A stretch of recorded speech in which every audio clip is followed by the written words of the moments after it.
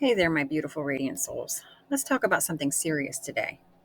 Something that's serious, but oh so important. And that would be narcissists.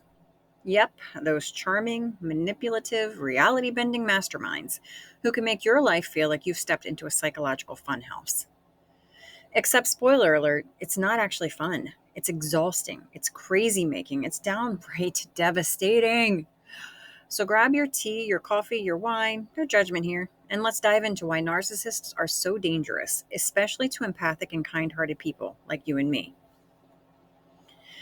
First things first, humans have a fundamental need to make sense of the world around us. Patterns, predictability, and logic, it's just how we navigate life. Cause and effect.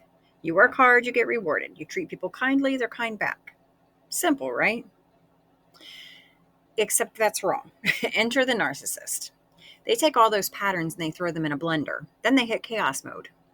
Suddenly, up is down, black is white, and you're left wondering if you've completely lost your marbles. Here's how it starts: genuine confusion. Did I say something wrong? Did I explain myself poorly? Maybe I'm just overthinking this. Does that sound familiar? Before you know it, you're questioning your every single move. You're doubting your instincts and trying to twist yourself into a pretzel just to make the narcissist happy. Spoiler alert again, it's never going to work. So let me break it down for you. Narcissists just don't operate in our reality. Their world, it's built on a foundation of lies, manipulation, and a desperate need to feel superior. And honestly, they aren't even interested in what's true. They are only interested in making you wrong. Imagine you're holding a green apple. You know it's green. They know it's green. But the narcissist will argue until they are blue in the face that it is actually a purple plum. Why? Not because they actually believe it, but because they want you to be spinning in doubt. It's all about control, my dear. And the worst part, it freaking works. Living with a narcissist is like stepping into a carnival funhouse. Nothing makes sense. Mirrors distort your reality, your absolute reflection. Floors tilt beneath your feet. And no matter which way you turn, you can't find the exit. It's maddening. I spent years thinking that I was the problem. I thought, maybe I'm just bad at communicating. Maybe I need to slow down and choose my words more carefully, maybe modulate my tone. Honestly, nobody else seemed to have trouble communicating with me, and they seemed to understand, but he had me convinced they were just trying to be nice. And no matter what I did, it was never enough for him. Never was I understood. But that's the trap. Narcissists want you to believe that you are the issue, that you're not enough. So you just keep trying harder and harder and harder until you've completely lost yourself. But here's what's really happening: it's called cognitive dissonance. It's the mental tug of war between what you know to be true and what the narcissist insists is true. Over time, this constant conflict, it breaks you down. You stop trusting your instincts. You stop trusting reality. You stop trusting yourself. And let me tell you, living without trust, it's freaking exhausting. It's like trying to navigate life with a broken compass. So, how do they do it? How do narcissists chip away at your sense of self? Oh, let me count the ways. Number one, gaslighting.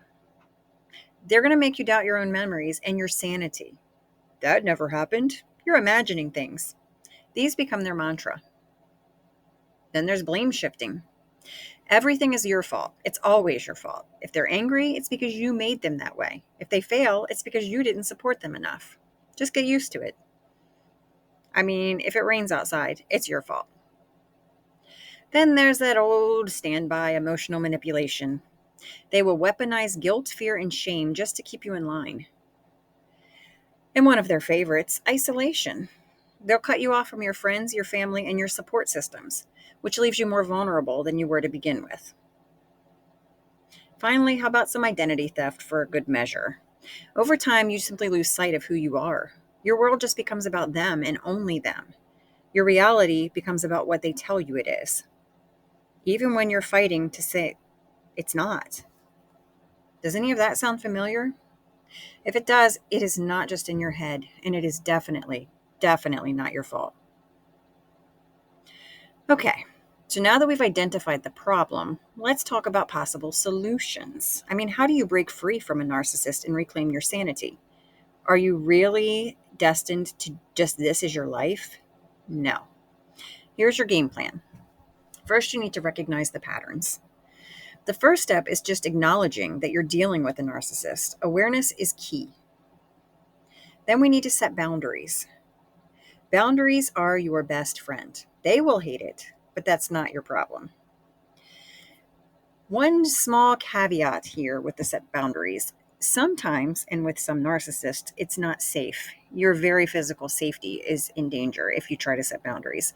For some, it is kind of like you setting a boundary is like throwing a match on a pile of kindling soaked in gasoline. If this is the case, please just quietly plot and plan your escape. Quietly. For your own safety, that has to be priority one. Once you do, run like hell and never look back. And then you can set boundaries with the next one. All right. Number 3 is reconnect with yourself. Rediscover what makes you happy. What lights you up? What's your passion?